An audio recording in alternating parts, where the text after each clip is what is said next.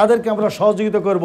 বন্যা শুরু হওয়ার পর থেকে সার ব্যবসায়ী সমিতি প্রত্যেকটা যেখানে যেখানে বন্যা হয়েছে সেখানে সার ব্যবসায়ী সমিতির পক্ষ থেকে আমরা ত্রাণ দিয়েছি। সেপ্টেম্বরের শুরুতে টানা বৃষ্টিপাতের কারণে সৃষ্ট জলাবদ্ধতায় পানিবন্দী হয়ে পড়েছে যশোরের অভয়নগর উপজেলার 25 গ্রামের মানুষ। এতে নিম্ন অঞ্চলে নেমে এসেছে মানবিক বিপর্যয়। বাড়ি আবার সব ঘরে জল উঠে গেছে, আসি ওই বালি দিয়ে ইট দিয়ে খাটের পরে আসি। এমন পরিস্থিতি বিবেচনায় জরুরি খাদ্য সহায়তা নিয়ে এগিয়ে আসেন নওপাড়া সার সিমেন্ট, কয়লা ও খাদ্যশস্য আমদানিকারক ব্যবসায়ী সমিতি। বিভিন্ন এলাকায় গিয়ে তথ্য সংগ্রহ করে ক্ষতিগ্রস্তদের তালিকা তৈরি করা হয়। আমরা 40 ইউনিয়নে ব্যাদভিটা, বরারবাদ, আন্দা, ডুমরতলা, চল্লিশিয়া, তারপর হচ্ছে আপনার পায়রা ইউনিয়নে দিগেলিয়া, ভাটাডাঙ্গি, তারপর ফকিরহাট, তারপরে হচ্ছে আপনার বারান্দি কিছু অংশ আমরা ত্রাণ দিয়েছি। এরপর ধারাবাহিকভাবে এ পর্যন্ত 1000 পরিবারের হাতে তুলে দেওয়া হয়েছে চাল, ডাল, তেল, আলু সহ নিত্য প্রয়োজনীয় খাদ্য সামগ্রী। তারই ধারাবাহিকতায় এবার আরও 450 পরিবারকে খাদ্য সহায়তা প্রদান করা হয়েছে। গতকাল বৃহস্পতিবার বিকালে উপজেলার ধূপাদি মাধ্যমিক বিদ্যালয় মাঠে ও সুন্দলী ইউনিয়ন পরিষদ চত্বরে এই খাদ্য সহায়তা প্রদান করা হয়। এ সময় উপস্থিত ছিলেন সার সিমেন্ট ব্যবসায়ী সমিতির সহসভাপতি মশিয়ার রহমান মশি। যে আমরা আগামী দিন পানিবন্দি যদি দীর্ঘস্থায়ী থাকে আমরা স্যানিটেশনের ব্যবস্থা করব। ব্যবসায়ীরা আমরা এখানে ডাক্তার এনে MBBS ডাক্তার এনে ক্যাম্প করব এবং ক্যাম্প করে যারা পানিবন্দি মানুষ অসুস্থ হয়ে পড়েছেন তাদের জন্য ফ্রি চিকিৎসা এবং ওষুধের ব্যবস্থা আমরা করব। আমরা যখন আপনাদেরকে আহ্বান জানাবো আপনারা সবাই আসবেন। অনেককে আমরা এখানে লক্ষ লক্ষ মানুষ পানিবন্দি, কাকে রেখে কাকে আমরা ত্রাণ দেব, কাকে রেখে কাকে আমরা সহযোগিতা করব। আমরা যৎসামান্য এই গ্রামের নওপাড়া পৌরসভার 3 নম্বর ওয়ার্ড সহ সুন্দলী ইউনিয়নের একটি ওয়ার্ডের কিছু মানুষকে আমরা সহযোগিতা করতেছি। আপনারা যে সহযোগিতা এখন গ্রহণ করবেন, আমাদের জন্য দোয়া করবেন, ব্যবসায়ীদের জন্য দোয়া করবেন।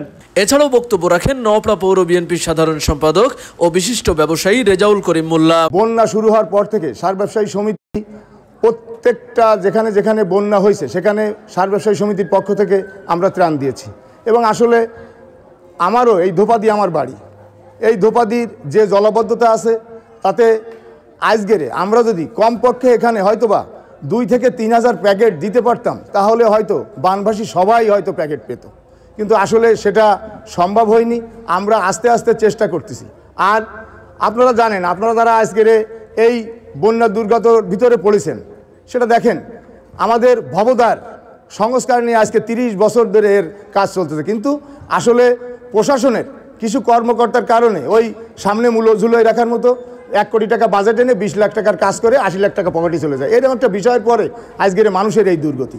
এছাড়াও বক্তব্য রাখেন সার সিমেন্ট সমিতির সাংগঠনিক সম্পাদক কাজী গোলাম ফারুক হোসেন, বিশিষ্ট ব্যবসায়ী নূর আলম পাটোয়ারি বাবু। ধন্যবাদ খবর অভয়নগরকে।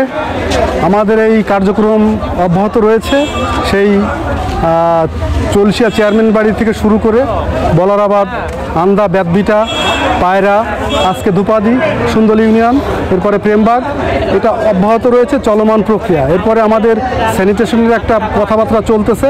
আমাদের সভাপতি সাহেব ঢাকায় গেছেন, উনি অ্যারেঞ্জমেন্ট করে স্যানিটেশন সহ এবং পাশাপাশি একটা মেডিকেল ক্যাম্পও এসব জলবদ্ধ এলাকার মানুষের জন্য মেডিকেল ক্যাম্পও যাতে করা যায়, যারা বিভিন্ন চর্মরোগ, বিভিন্ন রোগ ব্যাধিতে আক্রান্ত রয়েছেন তাদের চিকিৎসা এবং ওষুধ বিতরণ, ফ্রি ওষুধ যাতে বিতরণ করা যায়, এই কার্যক্রমটা আমরা হাতে নেওয়ার উদ্যোগ নিয়ে। এ সময় উপস্থিত ছিলেন সমিতির সদস্য তরিকুল ইসলাম, রফিকুল ইসলাম টুলু, বিশিষ্ট ব্যবসায়ী মিলন মোল্লা। যে আমরা এই ত্রাণটা আমরা টাকা কালেকশন করেছিলাম আমরা কুমিল্লা, ফেনীতে দেওয়ার জন্য, কিন্তু আসলে মানুষের ভাগ্য কখন কী পর্যায়ে চলে আসে আমরা কেউ জানি না।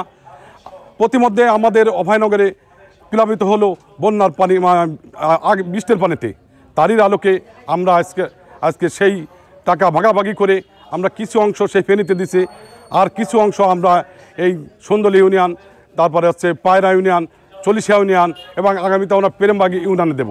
এছাড়াও উপস্থিত ছিলেন নওপাড়া প্রেস ক্লাবের কোষাধ্যক্ষ মফিজুর রহমান দপ্তরি, ভিপি হারুনার রশিদ সহ ব্যবসায়ী নেতৃবৃন্দ। আমরা সবসময় জানি সুন্দরী এলাকার লোক বন্যার পানির সঙ্গে ফাইট করেই বেঁচে থাকে। যখনই একটু বৃষ্টি হয়, যখনই একটু জলবদ্ধতা হয়, এই সুন্দরীর লোক আগে ভেসে পানির পরে ভাসে। এই জন্যে আপনারা আসলে এই বানভাসী মানুষের লড়াকু সৈনিক হিসাবে জীবনযাপন করেন। সমিতির নেতৃবৃন্দ বলেন, আমরা এ পর্যন্ত 1450 পরিবারকে খাদ্য সহায়তা প্রদান করেছি। আরও 550 পরিবারকে খাদ্য সহায়তা দেওয়ার পরিকল্পনা রয়েছে।